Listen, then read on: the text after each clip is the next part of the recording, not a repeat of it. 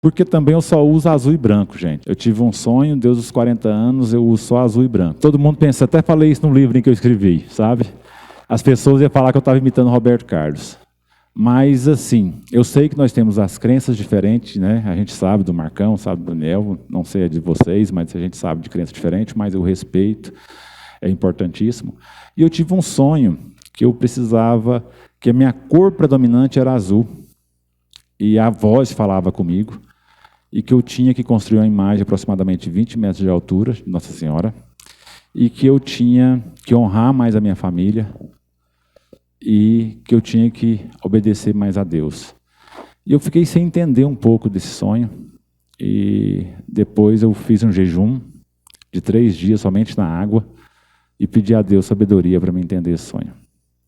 E aí, automaticamente, eu falei para minha esposa, a partir do meu aniversário, que é dia 6 de agosto, daquele ano, eu estava em julho, eu falei só vou usar azul e branco. De alegria por tudo que Deus me deu. Eu não sou merecedor de nada. Pelo que eu tenho, porque, gente, eu estudei muito pouco. Eu estudei escola pública, eu queria ser aquele espertão, não li um livro até meus 40 anos de idade. Mas depois dos meus 40 anos de idade, depois desse compromisso que eu fiz com Deus, eu quis evoluir mais e conhecer mais. E aí foi aonde eu fui buscando mais conhecimento e mais leitura. E hoje eu gosto de ler. Então, hoje eu tenho um compromisso todo ano de ler 12 livros no mínimo. E eu falo para vocês, se vocês lerem 10 páginas de um livro por dia, vocês vão ler 3.600 páginas num ano. E isso dá 20 livros. Já para vocês verem 20 livros de contabilidade no ano, você já sai doutorado em contabilidade. Se você quer autoconhecimento, se você ver 20 livros de autoconhecimento, então você faz doutorado. Isso é apenas 10 páginas por dia. Não dá nem meia hora do seu tempo. Então vocês têm que pensar nisso. E aí eu comecei a usar o azul e branco. Então o que quer dizer com trabalho em equipe? O trabalho em equipe, se um ajudar o outro, as coisas prosperam mais, as coisas crescem mais, as coisas desenvolvem mais. Então, é importantíssimo ter esse trabalho em equipe em qualquer lugar. Por que as igrejas cristãs, né, católicas, protestantes, evangélicas, até mesmo os espíritas também, que são considerados cristãos, né, eu não estou aqui para falar que está certo, está errado, né, eu sei que eu tenho minha crença, eu respeito a outra, mas são as pessoas que mais trabalham em equipe para ajudar o próximo. Consegue fazer algo grandioso, porque se reúne sem nada em troca, simplesmente por ajudar as pessoas. Então pense bem nisso do trabalho em equipe. Quem não tem ética não tem amigo, tem cúmplice. A ética é verdadeiramente difícil. E nós vivemos num mundo que as pessoas não respeitam a ética. Nós vivemos num mundo de muita corrupção, principalmente no nosso país. Mas isso não começa lá em cima, isso começa aqui embaixo. Às vezes, eu já começo a corromper meu filho com um celular. Se você passar de ano, eu te dou um celular de presente. Isso já é um ato de corrupção. A gente, às vezes, não valoriza as situações públicas e privadas. Às vezes eu chego no mercado e está lá aquelas balinhas. Eu vou e pego uma balinha e saio chupando, sem pagar aquela balinha. E que lá é normal para muitas pessoas. Mas você já imaginou o cara dono do mercado, se todo mundo fosse lá e fizesse isso? Então a gente começa a pensar nesses detalhes, os respeitos. Dentro de casa, eu posso jogar papel no chão. Dentro de casa, eu posso cuspir. Se eu quiser, é privado, a casa é minha.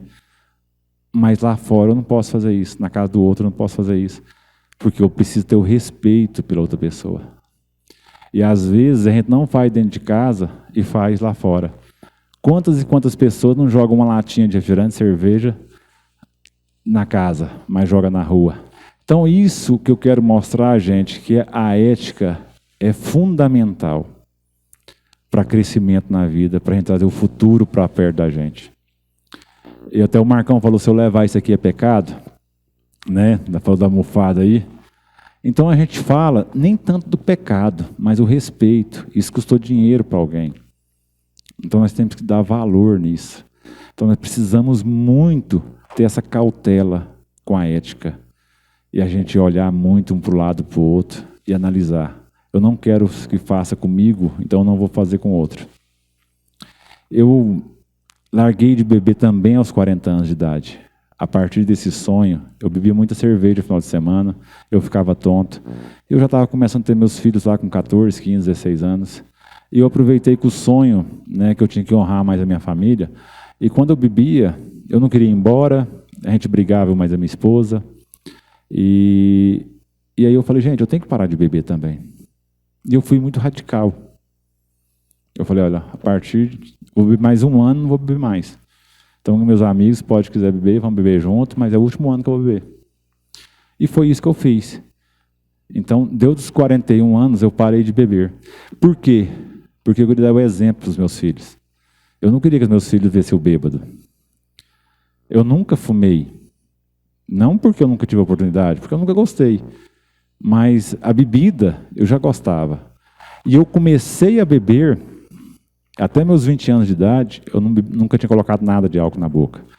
Porque meus pais eram presidente regional do CEREA, Centro de Recuperação do Alcoólatra. E nós morávamos em São Luís de Montes Belos. E assim, eles me pediram para não beber isso com meus 13, 14 anos. E eu falei, não vou beber por causa deles. E aí, quando eu fui para os Estados Unidos, que eu falei com 11 meses eu aprendi, meu pai veio a falecer. Eu estava lá. E veio a falecer com suicídio. E meu pai era um homem muito religioso, ajudava na igreja, fazia palestra. E isso mexeu muito comigo. Por quê? Porque eu cresci acreditando que quem suicida vai para o inferno. Essa era uma crença que nós tínhamos. E eu falei, então Deus é injusto. Deus não merece nada da gente, porque se meu pai foi para o inferno, um homem que servia a Deus, um homem que pregava dentro de casa, não era só a falsidade.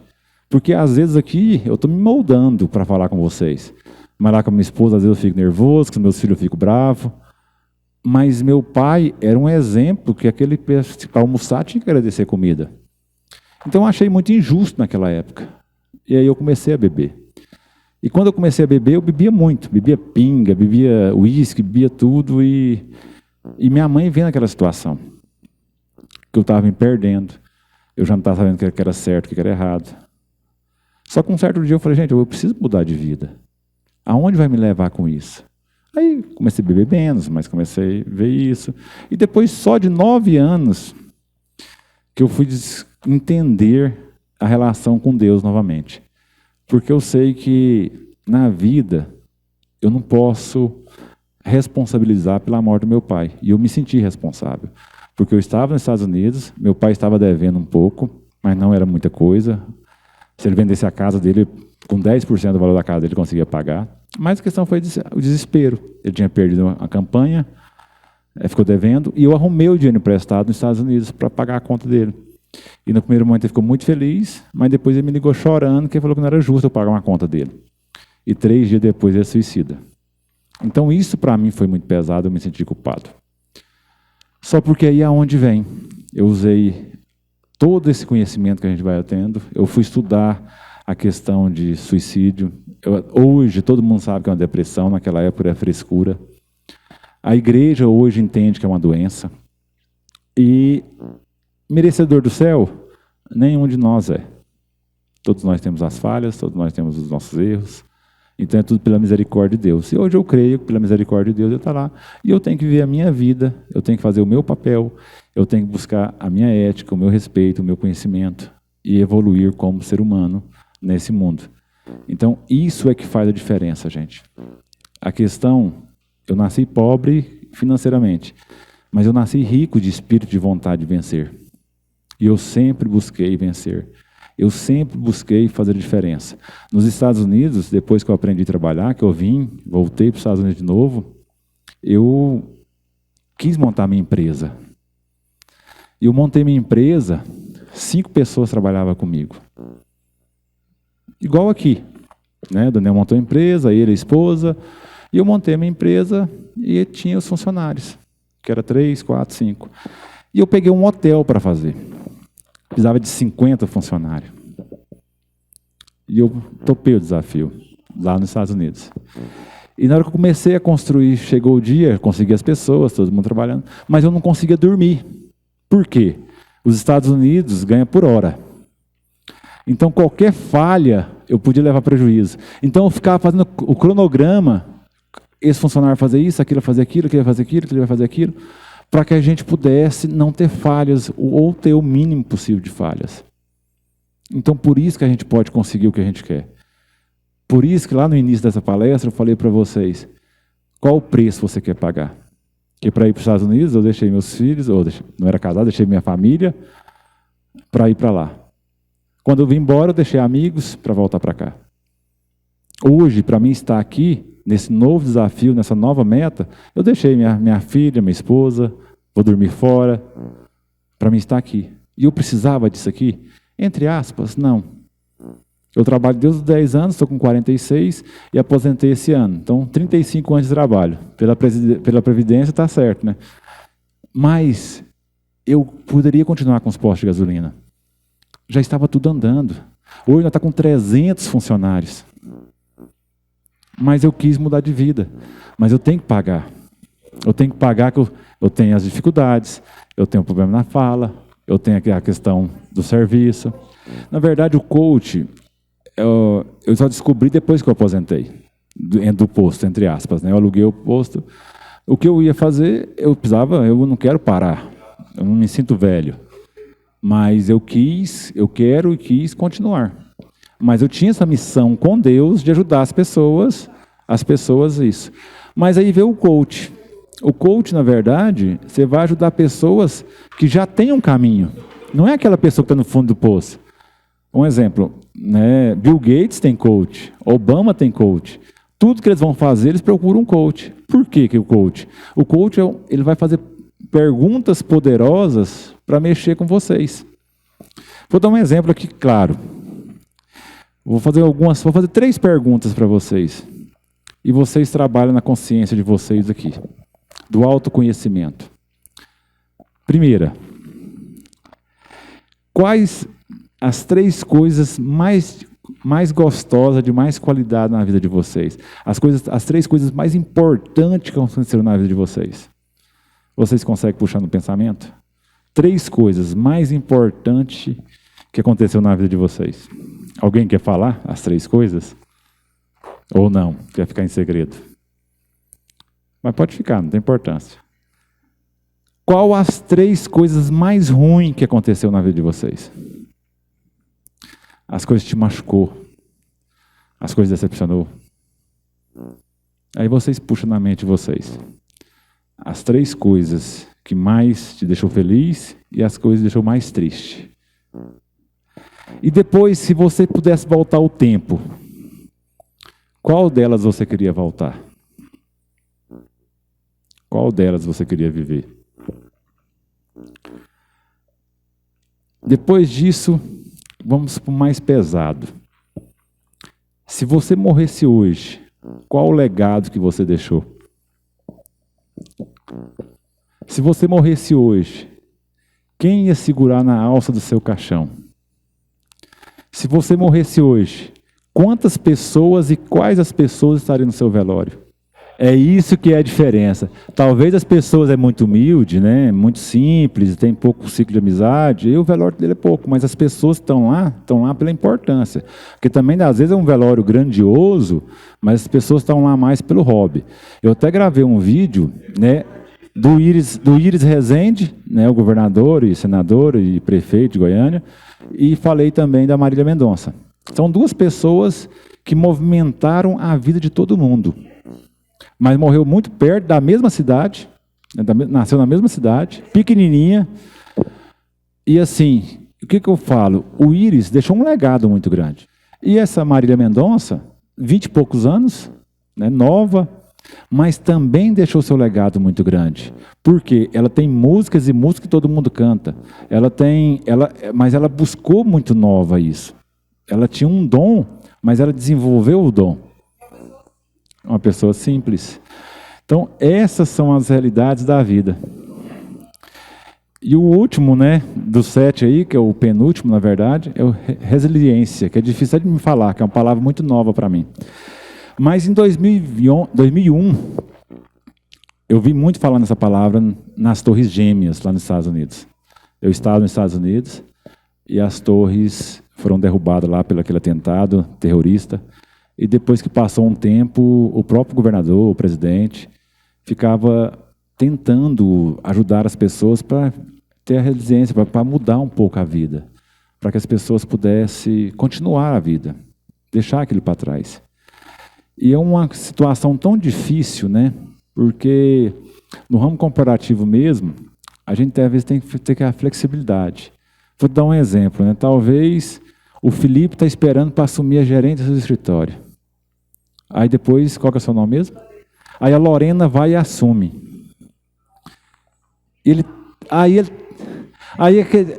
quer ir embora e abandonar isso aqui. Mas para quem tem a resiliência, gente, ele consegue entender, ele consegue fazer diferente, ele consegue ver que aquele não era o momento. Vou dar um exemplo. Quando eu falei para vocês que eu fui para os Estados Unidos, e aí teve a situação toda que eu fui pelo México, aí eu vim embora quando meu pai faleceu, porque eu não aceitei enterrar meu pai sem eu ver ele no caixão. E aí depois eu voltei para os Estados Unidos. Só que eu voltei para os Estados Unidos da mesma forma que eu vim, que eu não consegui o visto. Tentei o visto, não consegui. Aí eu voltei assim mesmo. Aí depois de 9 anos, a minha mãe faleceu, e eu estava lá. E aí quem olhava tudo era ela, minha mãe, um acidente de carro. E aí eu peguei, depois de um certo tempo, já tinha levado meus 2 irmãos para lá, e minha mãe estava olhando as coisas para nós aí, e não tinha ninguém. Aí, só que eu já tinha uma maturidade maior, já tinha uma empresa. Mas depois de uma semana eu decidi vir embora. Porque o meu patrão americano, que tinha uma empresa, escreveu uma carta para a embaixada, para o consulado americano, falando que eu fiz a casa modelo e ninguém conseguia fazer aquele desenho. E aí falou, ele não vai dar aí, você vai pegar o visto. Eu vou explicar na carta que sua mãe faleceu e tal, e você teve que ir lá para resolver as coisas. E eu vim embora, confiante, e a minha esposa grávida. E a minha esposa teve um problema sério no primeiro mês, que teve caçou de cama. E aí vim embora. Falei, vou lá, fico lá 30 dias e volto. Fiquei 30 dias, fui lá tentar o visto. Na hora que eu cheguei em sempre o cônsul, mostrei a carta para ele. Ele só olhou a carta e falou assim, se o seu patrão não conseguir ninguém para fazer essa casa, manda ele desmanchar essa casa modelo e fazer outra com alguém que sabe. Não é possível que ele não consegue nenhum americano para fazer isso. Dessa forma. E você vai ficar 10 anos sem poder entrar nos Estados Unidos. Dessa forma. Aí eu falei, agora e agora? Minha empresa está lá, minha esposa está lá, vai eu de novo pelo México. Fui para lá, ilegalmente, novamente. Aí fiquei lá, só que eu falei, vamos embora. Falei, vamos esperar o neném nascer, a nossa filha, e depois nós vamos embora. E aí a gente veio embora. Aí a gente veio embora, ficou tudo certinho, né? Nunca mais voltou lá, 10 anos. Aí eu falei, vamos lá tentar o visto? Falei, vamos. E aí, o cara que arrumou a documentação, tem 2 coisas na minha vida que eu quero consertar. Uma era essa, de não poder entrar nos Estados Unidos. Por quê? Parecendo que eu tinha feito algo errado, um crime, né? E eu queria muito mudar essa situação. E aí eu peguei, conversei com o pessoal, mostrei a documentação, mostrei as empresas, mostrei os nossos contra-cheques, mostrei os impostos de renda.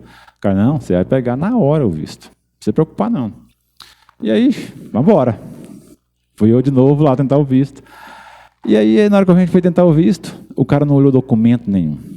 Ele só falou assim, você foi nos Estados Unidos uma vez ilegal, depois você entrou como quando sua mãe morreu? Porque eles têm a data quando a gente sai dos Estados Unidos. E eu falei assim, eu entrei de forma ilegal. Então você está banido dos Estados Unidos. E aí eu falei assim, banido? Eu falei, você nunca mais pode pôr os pés nos Estados Unidos. Eu falei, mas eu tenho 2 filhos americanos. Eles não podem me legalizar com 21 anos? Ele falou, vai ver a lei primeiro para depois você falar isso. Porque a lei fala que eu não posso ter feito nada de errado lá, senão não posso ser legalizado. Aí eu liguei para o rapaz, que o agente, um amigo meu, falou, não, vamos entrar com um processo contra eles, não existe esse negócio de banido. E nós vamos entrar com um processo contra eles, nós entramos com processo. E negaram que eu era banido dos Estados Unidos. Só que a minha esposa, como só tinha entrado uma vez, ela podia tentar o visto depois de 1 ano que a gente foi lá. Aí passou 1 ano, minha esposa não quis tentar. Aí eu falo que é resiliência. Porque eu poderia ter ficado muito contrariado e deixado de fazer o que eu tenho que fazer da minha vida. Só que porque a hora nenhuma eu desacreditei. Falei, uma hora vai dar certo. Então, assim, minha mulher fala, você acredita no impossível. Mas eu creio num Deus no impossível. Então, se eu creio num Deus no impossível, por que eu não vou acreditar no impossível? Porque se um exemplo, o Daniel fala assim, eu quero ser o maior escritório de contabilidade do estado de Goiás. Mas por que eles pensam isso? Vocês vão achar impossível. A esposa talvez vai achar impossível. A família talvez vai achar impossível. Porque eu vou dar um exemplo para vocês. A minha esposa falou para mim quando eu fiz a formação de coach, aí eu começo a fazer uns vídeos, começo a fazer isso. Wilder, e a minha esposa que me ensinou a falar português, para te falar a verdade, foi ela. Eu falava um exemplo, uma palavra, falava exercício. Né? E para mim era normal. Eu escutava a pessoa falando assim. Eu falei, Wilder, não é exercício. Então são coisas que eu cresci numa família muito humilde e ninguém nunca me cobrou isso. E eu falo que eu tenho uma expectativa muito ruim de audição. E aí ela falou, Wilder, como uma pessoa vai contratar um coach sem falar direito português e sem saber escrever direito as coisas? Que dia que um cara vai contratar um coach, Wilder? Aí eu parei e pensei, falei, você tem razão. Só que o que eu poderia ter feito? Que a maioria das pessoas ia fazer? Ia desistir. E eu não. Eu falei, então vou estudar mais. Essa foi o incentivo que ela me deu. E outra, eu sei que ela não falou por maldade. Não, aí, vou chegar lá. Pode ficar tranquila que eu vou chegar lá. Então, assim, a realidade porque ela pensou que você fugiu do assunto, mas não esqueci dele, não. Então, assim, a realidade, gente, é primeiro a força de vontade. Então, assim, se eu quero, a chance de eu conseguir é grande. Se o Daniel falar, eu quero ser o maior escritório de contabilidade aqui, ele tem que fazer um planejamento, ele tem que fazer um estudo, ele tem que fazer uma análise, e ele está no caminho. Que dia com a empresa, com 3 funcionários, convida alguém para fazer uma palestra? Entendeu? Que dia que as pessoas vão ter essa coragem? E outra, a maioria, gente, a maioria das pessoas também não estão nem para palestra. Entendeu? A pessoa vem, grava, se sente motivado, amanhã já está desmotivado novamente. Isso é normal de acontecer. Então a gente tem que se cobrar. Vocês é o patrão da vida de vocês. Então vocês têm que se cobrar. Então voltando para a história do visto, aí passou 1 ano, a minha esposa não quis, falei, vai lá, tenta. Porque o sonho da minha esposa era voltar na Disney com as crianças. Porque quando nós estávamos lá, a gente fomos e ela queria voltar. E ela não aceitava meus meninos sem ela. Ela tinha aquela mãe protetora. Eu falei assim, vai você e tenta o visto. Depois de 2 anos, ela falou, não, então tá, vamos lá tentar o visto. E eu liguei para esse meu amigo, e nós fomos lá conversar com ele, ele falou, não vai tentar só ela não, você vai tentar também. Só que você vai lá, não vai em Brasília mais não, vai lá no Rio de Janeiro. Por quê? Lá eles olham a documentação, lá eles conversam com vocês, e... Não, toda pessoa diferente, só que está no sistema, né? Está no sistema, né? Está tudo registrado. E aí eu fui, mas eu fui assim, cheguei lá, naquela esperança, que ele falou assim, olha, você conversando é melhor do que a sua esposa conversando para tentar o visto. Então eu precisava pegar um visto para minha esposa, para mim e para minha caçula, que nasceu aqui no Brasil, os outros 2 têm visto. E aí a gente foi. E aí eles olhou o documento e conversou com nós, eu olhei o documento, conversou com nós, eu olhei o documento, conversou com nós. E ele falou, olha, volta depois do almoço. Aí eu liguei para o rapaz e falou, eu nunca vi falar isso. Depois do almoço não tem entrevista mais. Aí minha esposa disse, nós vai prender nós lá agora. Falei, gente, nós não tem que ter medo de nada. Vamos lá. E aí voltamos à tarde, e aí ela falou assim, olha, eu vou dar o visto para sua esposa e para sua filha, e para você, eu vou precisar limpar esse passaporte, e eu preciso de autorização de alguém, porque se está no sistema, não adianta eu falar nada aqui que um colega falou que você é banido. Então eu preciso isso. Mas isso vai demorar uns 3 a 6 meses. Eu falei, tranquilo, tá, tranquilo. Fui embora. Depois de 3 meses, eles me ligaram e me pediram um comprovante de endereço. Eu mandei o comprovante de endereço. E no dia do meu aniversário, chegou o visto. Então, assim, até eu falo assim, no dia que eu estava lá, eu pedi muito a Deus, sabe? O dia que a gente estava tentando o visto lá. E eu até fiz um compromisso. Eu estava lá assim, olha, eu vou fazer uma promessa aqui, Deus, que se eu conseguir, eu vou fazer algo que eu nem sei ainda, uma coisa que eu não gosto, mas eu vou fazer. E na hora que eu olhei assim, tinha muitos ciclistas assim. Eu falei assim, eu vou de Barra do Garça da Trindade de bicicleta. Na hora, falei desse jeito, eu vou de Barra do Garças a Trindade de bicicleta. E aí eu comecei. O que eu tive que fazer?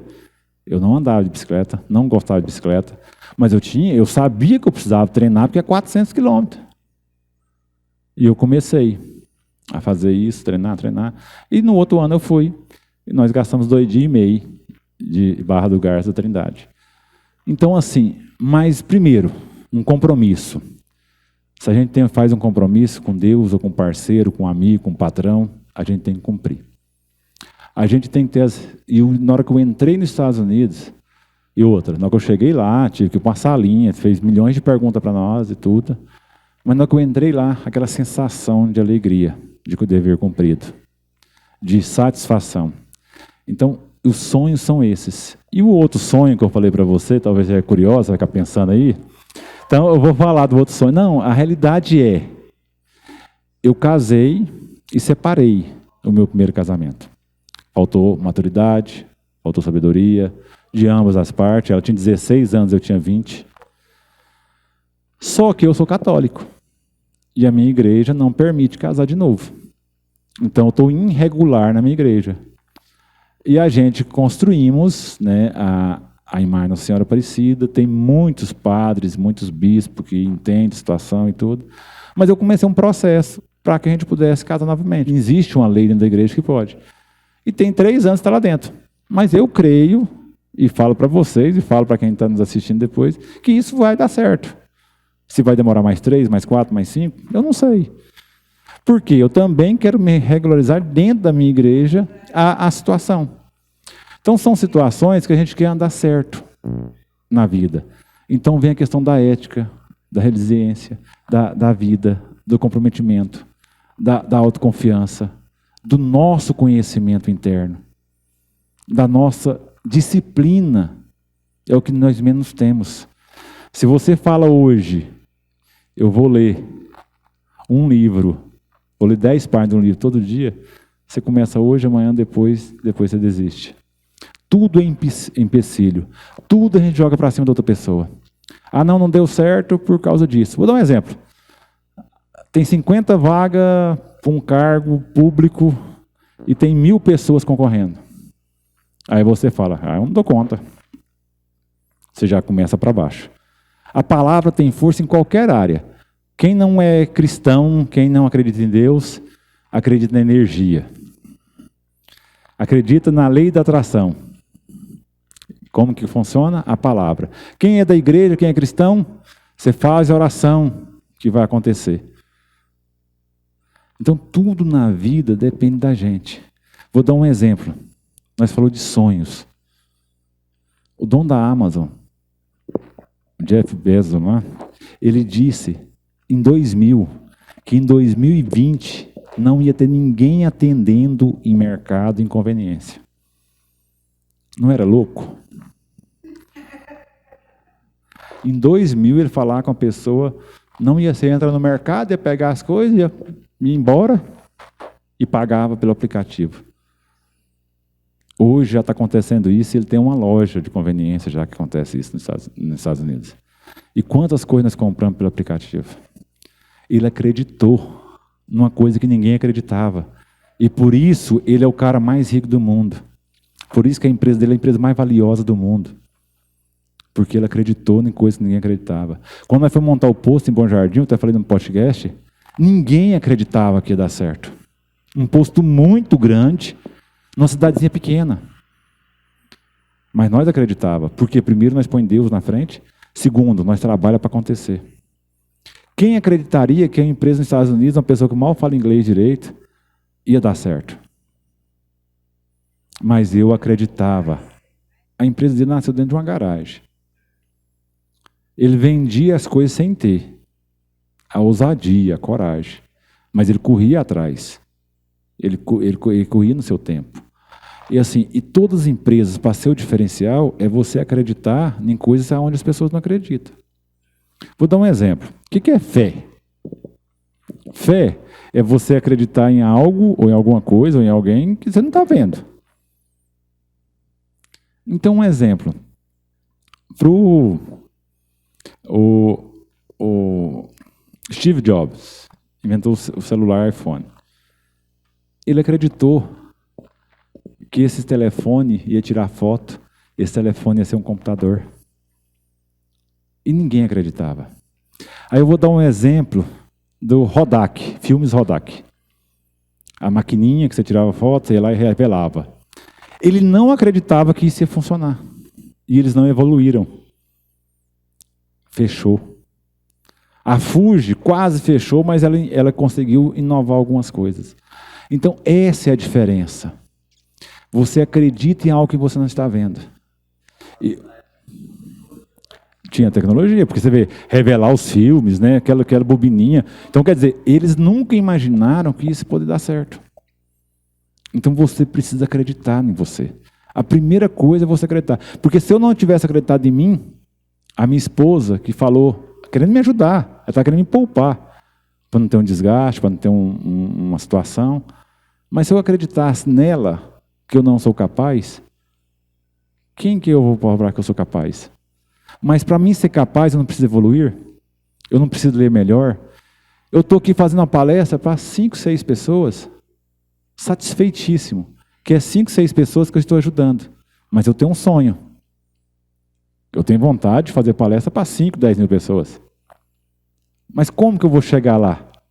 Às vezes a gente se potencializa demais. Eu estudo, eu trabalho, eu faço, eu estudo, eu formo, mas eu não saio do papel, não saio dali. E exigir demais de você. E exigir demais de você. Então, assim, a gente aprende fazendo. E ninguém nasce grande. Quem nasceu grande só foi Adão e Eva. Nasceu pronto. E ganhou o paraíso, ganhou o mundo. Tudo era deles. Tudo era deles. Mas não deu valor em nada. E outra. E no primeiro desafio, eles caíram. No primeiro obstáculo. Na primeira desobediência. Então, assim, o que nós temos que fazer é lembrar que tudo na vida, nós nascemos pequenininhos, temos que aprender a andar, falar, engatear. Qualquer empresário bem-sucedido, rico, que tem a sua história, ele nasceu pequeno, praticamente. Luciano Huck começou vendendo tecidos. Hoje é um dos caras mais ricos do mundo, dono da Havan. Então, assim, isso é a história. Isso é o legado. Então, vocês precisam começar a pensar aonde eu quero chegar e que legado eu quero deixar. Não estou falando que eu quero ser grande, não, mas para a minha família, para o meu emprego, para o meu trabalho. E isso, gente, a gente precisa. Hoje vocês teve milhares de informações aqui. Isso mexe com a gente. Isso talvez faz a gente pensar 2 vezes. Mas a gente também precisa descansar. A gente precisa meditar, orar. O que você achar que é certo. Mas às vezes a gente pensa assim, hoje eu vou tirar um dia de descanso. Você quer só dormir. Vou dar um exemplo. Vou dar um exemplo de um amigo. Eu convidei, isso até uns 10 anos atrás. Há uns 10 anos atrás, eu convidei uns amigos para minha casa, eu morava em Goiânia. E aí chegou um amigo meu lá e tal, nós almoçou. Aí lá é um espaço grande, aí ele pôs uma cadeira lá debaixo de uma árvore, pegou e abriu um livro e foi ler. Eu falei, gente, como que o cara vem para cá dos outros e vai ler um livro? Eu me senti assim, só para vocês verem, eu me senti assim, o cara, não, é ofendido a palavra, tanta ignorância minha, entendeu o que eu quero dizer? Eu ia para um resort, eu ia para algum lugar, a pessoa pegava um livro dessa grossura e ia ler. Aí eu falava assim, gente, como que uma pessoa faz uma coisa dessa? Vai aproveitar, vai brincar, vai divertir, mas é a forma. Aí eu tenho um professor de teologia, que ele fala assim, eu leio tanto, todo dia, todo dia, todo dia, todo dia. Aí chega domingo, eu quero descansar. O que eu faço? Vou ler uma coisa que eu gosto. Você está entendendo? Então assim, mas está buscando conhecimento. A gente tem que descansar, a gente pode ver filmes. Mas ver filmes que vai te dar uma visão. Vou dar um exemplo. Eu fui no cinema com minha filha ver o Encanto, um filmezinho infantil. Eu assisti aquele filme, gente, no final daquele filme eu falava assim, eu tirei o exemplo como coach. Como coach, o que eu tirei de exemplo? Tinha um que era forte, né, que fazia tudo o serviço, ela carregava tudo, ela que punha em ordem. Aí tinha um que era o amor, que era as flores, que era aquele encanto de beleza, né? Aí tinha outra que curava, né, com seus quitutes ali, curava todo mundo. E aí quando é fé veio um que tinha a visão, né, a visão. Mas ele começou a ter visão que eles não queriam ver. O mundo encantado vai acabar se não fizer isso, olha, preocupa com isso. Aí veio uma que não tinha encanto nenhum, que não tinha poder nenhum. E aí juntou os dois, né? Aí o da visão, o que ele fez? Ficou escondido, consertando as rachaduras, porque amava a família, não queria que aquilo acabasse. Aí veio a que não tinha encanto nenhum, gente. Era a que tinha mais encanto, é a que era apaixonada pela família, é o que fez unir, é o que teve coragem de enfrentar as dificuldades, ela teve coragem de ir atrás de resolver o problema. Ela pulou lá, igual, ela viu o tio dela pulando e passando por um buraco imenso. Ela fez igualzinho para seguir ele, para não deixar ele embora, porque ela queria ter a resposta. E ela fez resolver isso. Ninguém consegue fazer nada sozinho. Foi perceber que todo mundo estava morrendo, estava tendo dificuldade. Então qual que é o nosso valor? Era amar o próximo. É ter isso, a situação. Então, quando vocês for descansar, vai visitar um parente que nunca visitou, tem muito tempo que não vê, que não conversa, perde tempo conversando com as pessoas mais idosas, busca as experiências, vai ler um livro que você tem vontade de ler, mesmo seja pouquinho, vê uma série que vai te buscar automotivação, na onde você quer chegar, vai estudar. Aí um exemplo, né, o Leandro Kamal lá, ele fala o seguinte, as pessoas falam que eu falo bonito, as pessoas falam que eu tenho um dom de aprender línguas. Ele é um palestrante, historiador. Aí ele fala assim, gente, eu fico com raiva na hora que a pessoa fala isso. Eu não tenho dom nenhum. Todo sábado, domingo eu estava estudando verbo. Todo sábado. Todas as férias minhas eu ia fazer intercâmbio em algum lugar. Eu me ocupo o tempo todo. E aonde que a gente vai finalizar aqui agora? Eu vou dar um presentinho para vocês que está ali. Vocês vão responder umas perguntas e vão fazer umas continhas. E nós vamos descobrir como nós utilizamos o nosso tempo. Não precisa ficar com vergonha, gente. Sabe? Cada um tem a sua, mas isso é para ver aonde você está fazendo. Todas as pessoas, 89% das pessoas que são bem-sucedidas, ele ocupa o tempo dele com coisas importantes. Na verdade é o seguinte, o que acontece? A hora dormida é a necessidade. Assim, tem gente que 6 horas está bom. Eu com 4 horas está ótimo para mim. Só que tem gente que 8 horas também que tá bom. Só que tem gente que quer dormir 10, 12. Então as pessoas têm que ter autocontrole. Porque, vou dar um exemplo dos meus filhos, né? Na hora que você fala, vai estudar, eles dão sono e dormem. Era só falar, vai estudar, eles começam a estudar, dá sono e dorme. Entendeu? Mas se você falar, está brincando, não tem sono. Então você tem que policiar isso. E a gente tem que policiar a gente. Leia em voz alta. Leia em voz alta que você tira. Leia em voz alta e outra. Um exemplo, final de semana. Você acordou e tal, toma seu banho. Você acabou de acordar. Então vai ler e lê em voz alta.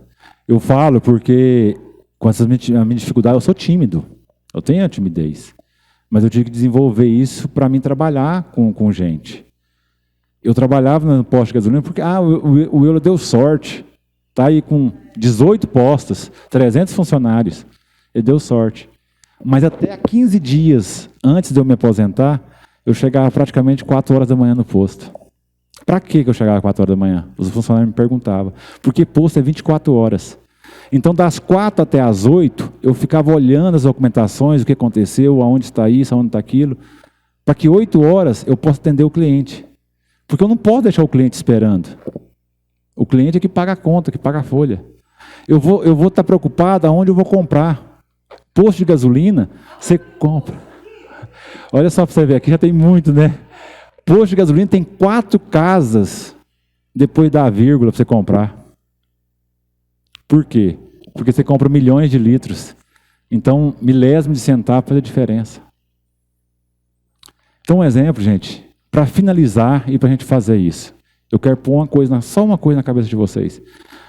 Talvez o Felipe, não sei se já viu, mas o filme do Rocky Balboa, Sylvester Stallone. Aquele filme, ele luta, ele apanha, ele fica com o olho roxo, ele cai e no final ele ganha a luta. Assim é a nossa vida, gente. Nós vamos apanhar, nós vamos sofrer, nós vamos ficar com o olho roxo. Mas só que é o seguinte, se eu vencer a luta, eu não tenho vergonha nenhuma de sair ali fora, com o olho inchado, eu esqueço tudo, a cicatriz cura. Mas se eu não vencer a luta, eu vou ficar com vergonha, mesmo eu lutando muito, mesmo eu brigando bastante. Então não tenha medo das dores, não tenha medo do sofrimento, não tenha medo de lutar, porque a gente só vence lutando. E você que já está com 54 anos, você sabia que o Roberto Marinho, depois de 60, que ele ficou milionário, falta pôr em prática, falta a consistência, falta o comprometimento, falta você seguir os 7 passos. Autoconhecimento, primeiro, você tem que se conhecer. Se você não se conhecer, como você vai ser um vencedor? Você tem que conhecer aonde você precisa melhorar. Inclusive, vou até oferecer, é R$150, eu não estou ganhando praticamente nada, até foi o que eu fiz para o Daniel, para você ver seu perfil comportamental. Você vai responder, o próprio sistema vai mandar para você vai responder umas questioninhas simples, e ele vai mandar para mim e vai te dar devolutiva. E eu te mando e vou te mostrar aonde você tem que melhorar. Aí depende de você. Você quer melhorar isso? Você quer desenvolver isso? Porque eu falo isso. A gente sabe, que roubar é errado. Por que tem gente que rouba? A gente sabe que trair é errado. Por que tem gente que trai? A gente sabe, para ter um corpo bom, a gente tem que dormir bem, a gente tem que alimentar bem e tem que fazer exercício físico. Por que a gente não faz? A mesma coisa é isso. Eu sei que eu tenho que melhorar nisso. Por que eu não melhoro? Porque as preguiças, a desmotivação, ouve demais outras pessoas, conta os sonhos da gente para as pessoas erradas.